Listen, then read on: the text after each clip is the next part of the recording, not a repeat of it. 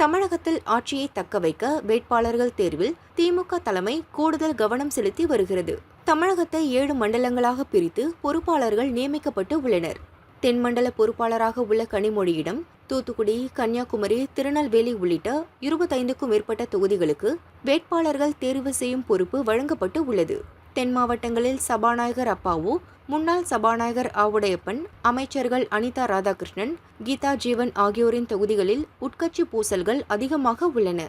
அதனால் தகுதியானவர்களையும் மக்கள் செல்வாக்கு உள்ளவர்களையும் தேர்வு செய்ய வேண்டுமென கனிமொழிக்கு கட்சி தலைமை அறிவுறுத்தி உள்ளது. அதன்படி அரசு திட்டங்களை பூத் அளவிலான நிர்வாகிகள் வாயிலாக அடிமட்ட மக்களுக்கு எடுத்து சென்றுள்ள வேட்பாளர்களை தேர்வு செய்ய கனிமொழி திட்டமிட்டுள்ளார். இது தெரிந்ததும் இம்மாவட்டங்களில் உள்ள துணை முதல்வர் உதயநிதி ஆதரவு நிர்வாகிகள் அதிருப்தி அடைந்துள்ளனர்.